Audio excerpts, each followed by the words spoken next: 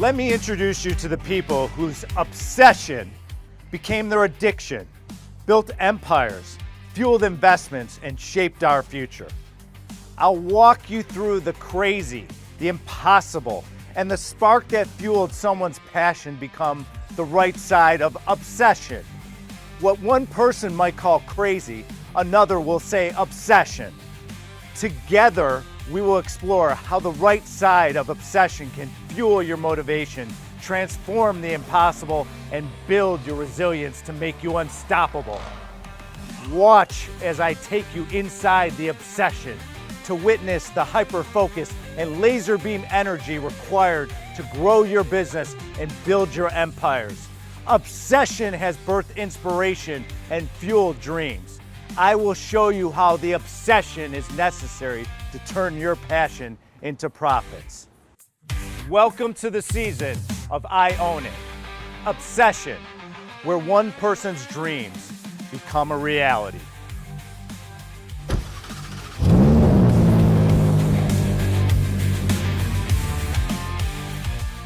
Dr. Guitta Harb, aka the Real OC Dentist, is a premier cosmetic dentist and veneer expert, sought after for her modern smile makeover techniques. She's been obsessed with becoming her best since the very beginning. From escaping war-torn Lebanon in her early teens, Dr. Harb's obsession with success and helping others led her to become a doctor. The youngest ever in her class, she graduated from Tufts School of Dental Medicine. She's an entrepreneur, a committed advocate for women's empowerment, and a host of the podcast Smile Diaries. Her journey symbolizes how obsession can become an ambition for success and the human spirit. Welcome to the show, Dr. Guitta Harb. So, what were you hoping for life would be like after you left Lebanon and came to the United States? Oh my gosh, I think for me, I wasn't really looking at anything major. I think because I have grown up in so much chaos and war and just dodging bombs for 14 years, it was mainly just to live a safe life. It was just really just simple as that, as to go to bed, know that I'm gonna wake up the next morning, turn on the light and have electricity. It was just a basic things. I don't think when I moved here, I had this vision of having like this big successful life. I think I just really wanted to have like a peaceful life, a life that's comfortable, a life without worry, and knowing that you can go to bed and just rest assured you're gonna wake up the next morning. So when you moved to the United States, what challenges did you face and how did you overcome them? I had many challenges. Well, number one, I didn't speak English. I was 14, so I had to learn a third language because my first one was Arabic, my second one was French, so I had to learn English. My other challenge is I had to learn a brand new culture, you know, coming from a Middle Eastern background and having to get accustomed to the American culture. I had to do that. And third, I had to just kind of start from all over, have new friends. You know, imagine just being dropped off in a brand new country and not knowing anyone. So there was many challenges for me, but I definitely was able to overcome them. You must have a lot of fear moving here. How did you manage your fear and wondering how to acclimate into a new environment? What was that like? I think the war has prepped me so much to be so resilient. I think the fact that I went through so much as a child has prepped me so much to be strong and just overcome anything. And I think for me, the fact that I overcame 14 years of war and living in that environment for so long really prepped me to be here and be able to overcome anything. So for me, when I first moved here, not being able to speak English was not a big deal for me. I was just like, okay, well, we'll learn a new language. At least I'm alive. At least I'm gonna wake up the next day. At least there's no bombs falling on my head. So I always kind of weighed the good and the bad. And for me, just knowing that I was in a safe country and not having to really worry about all the things that I worried about as a child, everything else came easy to me. I was like, I can overcome anything. I can learn a new language, I can become a doctor, I can learn a new culture, I can make new friends. So you come here and you develop a passion for dentistry, Yes. right? How did that passion turn into reality? Well, when I first came here, I was always interested in the medical field. I always wanted to be a doctor at the beginning. And then I got a chance to observe in a dental office with a dentist that we knew back on the East Coast in Connecticut. And I went in and I saw how this dentist was changing lives every single day. And it really changed the way I think about dentistry. I think most people think about dentistry in a way that's pain, it hurts, it's tedious. And it just kind of opened my eyes to the different side of dentistry, which is the aesthetical part, the changing life, the transforming people. And I just fell in love with it. And so when I started my journey to become a dentist and I graduated and I started doing dentistry, I wanted to go above and beyond and not just what we call the fill and drill or drill and fill, as you may say. Mm-hmm. I wanted really to take people and transform lives. And I think my first smile makeover that I did, I remember going home and crying, and I was like, oh my God, like my patient cried in the chair. Like it was so emotional for me. And this patient was like, I've never smiled. And she like held my hand and she cried in my chair. And from that moment on, I was like, this is what I want to do. This is what I want to do. This is everything to me. Well, let's expand on that. So you're doing more than just changing smiles, you're changing lives. Right. And what emotions do you experience when you see the transformation from your work that provides to your patients? You know, when my patients are in the chair and I deliver these smile makeovers, whether it's veneers or crowns or whatever it is, there's a sense of satisfaction. There's a sense of like you helped somebody's life, right? You helped change their lives. And whatever emotions that patient is feeling, I tend to feel. And sometimes they get teary-eyed, I get teary-eyed. Sometimes they're smiling from ear to ear and I'm like, oh my God, I smile with them. And I think I go through the emotions that they're going through, and it really hits like deep in my heart. I feel like, I really feel like I'm really transforming their personality. I'm boosting their confidence. I have patients that come in my office and say, I haven't had a date in years. I can't even, like, no one's asking me out, and all of a sudden, like, you put these veneers in and you did the smile makeover, and I've got asked out 3 times in the gym last week. So it's those things that really hit my heart hard. How would you define obsession, and how did your obsession allow you to get to where you are today? Oh my God, I definitely get obsessed. I think and I've been told that a lot before. When I have something in my mind that I want to do, I will go to the end of the world to do it, and I get obsessed with it. And I think for me, it's, aesthetics and beauty has always been a thing, and creating things, and I've always been obsessed with changing things. And I think this is where dentistry plays a big role for me, because I love working with my hands. I love creating things, and I get obsessed. Someone will walk in, someone walking into my office, and I just cannot stare at their smile, and in my mind, I'm already like working the whole smile design, and I get obsessed with it. And I think obsession for me is really going after what you love and what you aspire to be, and having a full passion for it. And I think I get so passionate about everything I do, whether it's being a mom, whether it's being a boss, whether it's being a cosmetic dentist and fitness. Everything that I do, I get fully obsessed with it. There's nothing that I do that I don't do at 110%. Tell me about your obsession with your creative side. I think I've always been very creative. I remember being a child back home in Lebanon, and I remember my mom would be cleaning out like my sister's closets and throwing old jeans out or whatnot. And I'd be like, no, give it to me. And I would cut the jeans, and I would make purses out of them, and I would wear them to school. And my friends would be like, where did you get this from? And I was like, I made it. I love creating things, whether in every way possible. In dentistry, I love creating things in fashion. And I think this is why a lot of people go, they want fashion advice as well from me. And I think I'll walk into a store and I'll see like a necklace. And within 2 minutes, that necklace will have like a jacket, a shirt, a skirt in my head. And I start creating it and putting things together.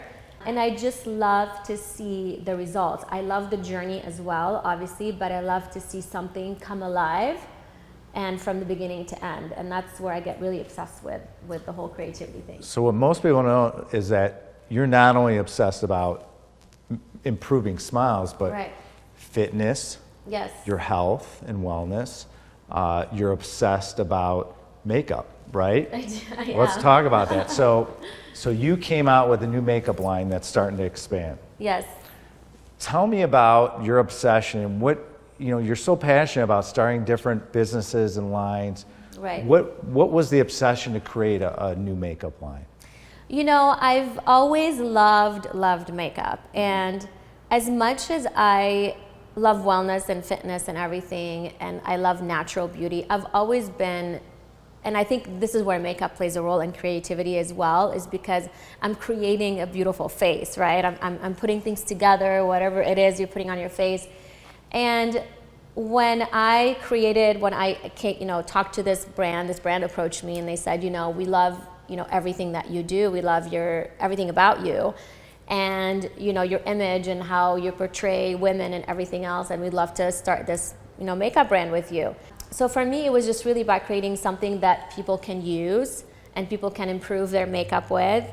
And I love the fact that it was something that I was already using. It was something that I already was applying when I was doing my makeup and everything else. And so this is why I decided to go ahead and go forward with it.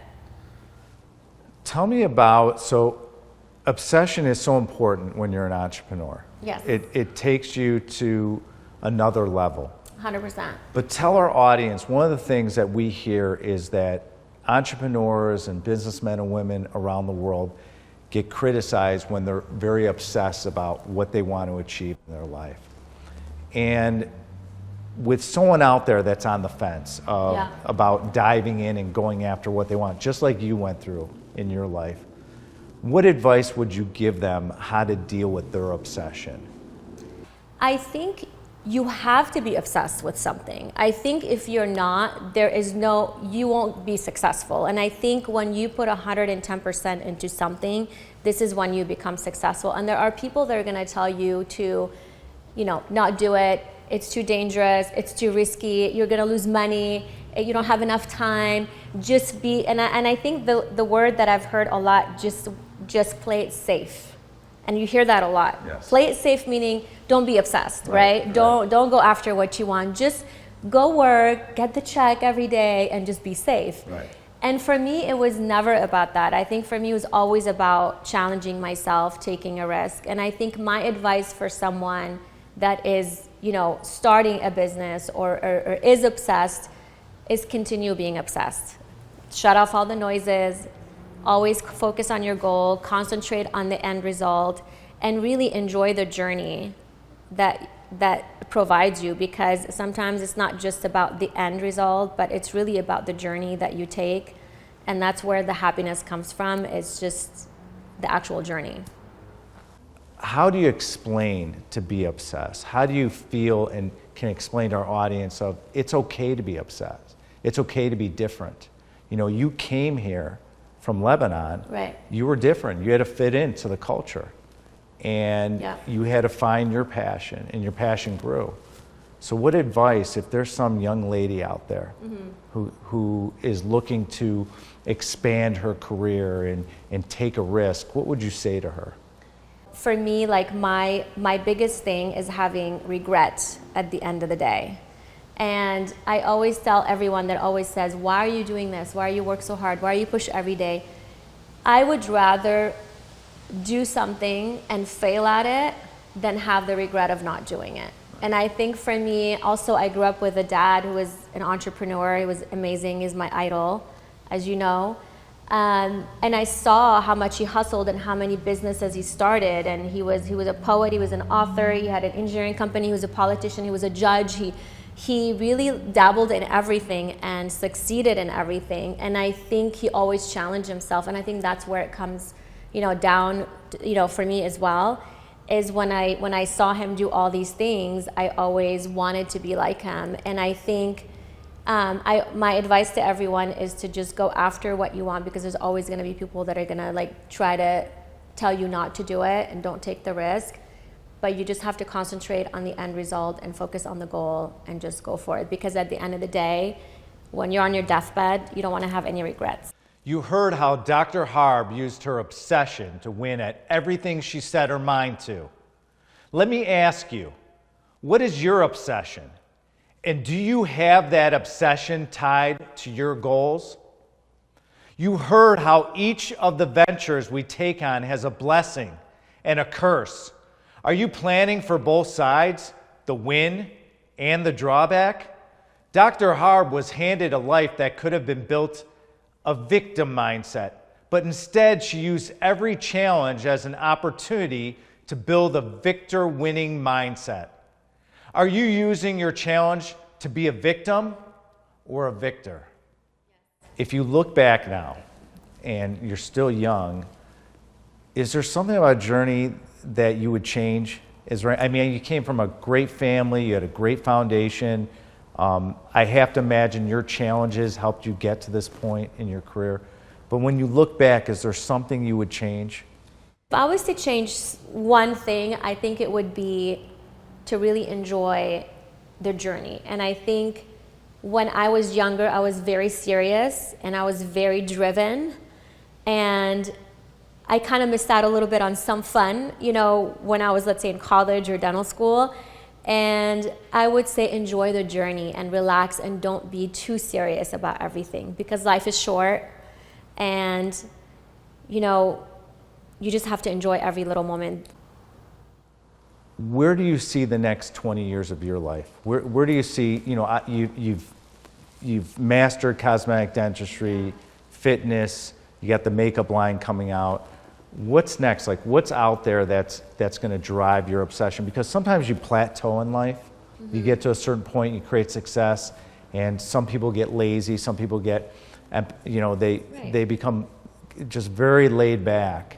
What do you do to fuel your obsession and keep it going? I don't think I'll ever get to that point. I don't think I'll ever get to a point where I'm content. The next journey for me, I think I've been doing dentistry, cosmetic dentistry for so long. And I feel like I could do it with my eyes closed at this point. And it still excites me. I still get excited every time I get a new case or a new patient that needs a smile makeover. But I'm also always looking to do something more. This is where the podcast came in, because I wanted to have entrepreneurs and celebrities and people that can share their journey, because most people, when they see you successful, they don't know, they think it just happened overnight. They don't know all the struggles that you went through to get to that point. And so this is where the podcast came in for me. But I did the podcast and I achieved that, and I was like, well, there's more, I want more. And this is where the makeup line came in. And after that, now I'm in the process of writing a book. It's been my dream for, years and years now to write a book. So this is my next kind of journey and where I see myself in the next 20 years. You have a lot of patients that are Real Housewives of Orange County. And you've been on that show. Talk to me about how this has evolved your career and how it's helped you go beyond the dentist chair. When Bravo TV approached us to do a few episodes on a few seasons, we were like, of course. So we've opened our office and we filmed a few episodes with them, and treating some of the Real Housewives and their kids as well. And it's been kind of fun. I think we have a lot of people that call the office and say, hey, we've seen Dr. Harb on the Real Housewives of Orange County and we'd love to come see her. So it has helped, obviously, our business as well. And and for the most part, it was a lot of fun, obviously, filming for them. And we just love it, and hopefully we look forward to being, on another episode soon. When you do your podcast, Smile Diaries, or you're on a show like Bravo, what's the one thing you want your listeners or people that see you to take away? What is it that inspires you for someone to take away from your show? I think what I want people to take away from, whether it's Smile Diaries or any show that I go on, I think to really follow your dreams and follow your passion and live life to the fullest. This is really what my mission has been with everything that I do. I think people take life for granted, and I see it every single day. And I see people waking up and they complain about everything they have, and they complain about their careers or their lives or whatever it is. And my goal with everything is to really change people's mindset from complaining to gratitude, from really appreciating everything, like the sunrise, the sun, your kids, your family, every little thing that happens in your life, to really appreciate it and really go after what you want. Life is too short, and it's a shame not to go after your dreams and just live a very fulfilled and purposeful life. Talk about to the audience when you fail. What do you do to get back up and keep pushing forward? Because you empower a lot of women around the world that follow you and want to learn more about you. But what they don't see is they see all the glory, right? But they don't see the side where you maybe are struggling. Yeah. So talk to me a little bit about that. Sometimes a lot of people don't know that I sometimes walk into my office, shut the door, and cry. People don't see that because we don't put that obviously on social media. But I think for most people, they need to understand that failure is part of success. There's no success without failure. I don't think anyone that is very, very successful and an entrepreneur can tell you that I've tried everything the first time and it worked. There's no such thing. I think you go through your life and there's ups and downs and ups and downs. And you have to realize that when you fail, you have to sit down and really figure out, why did you fail? What was the reason you failed? And how can I learn from my failure? And I think this is, for me, has always been, because I've seen my dad fail too. I've seen my dad fail from certain businesses or certain things that didn't do well, but he always took it and he rose above it. And I think this is where people tend to, they think success is just you do everything once and voila, everything appears and is perfect and hunky-dory. So my advice to everyone is that it's okay to fail. Just figure out why you failed and learn from it and rise above it. Do you think being obsessed is necessary to be successful? I think so, 100%. That's for me anyways. I think you have to be obsessed. Yeah. Whatever it is that you do. I mean, I even say that for stay-home moms. If you, some people want to just be home and raise kids, and they're obsessed with their kids and their family. And for me, to be successful in anything, you have to be 110 obsessed with it. You have to pour your heart and soul, because you cannot be successful if you do anything half-ass. You just can't. I agree, 120%. Right. Well, thank you, Dr. Harb. It was such a pleasure for having to have me. you. Thank you for your time today, and we appreciate you joining us. This was fun. Thank you for having me here. It was a pleasure. Obsession can drive people to do things they wouldn't normally do. Obsession can prioritize your dreams over daily comforts and create the momentum you need to go from good to great. Now it's your turn to fuel your obsession and join others, great leaders, investors, inventors who are leading the path. What are you waiting for?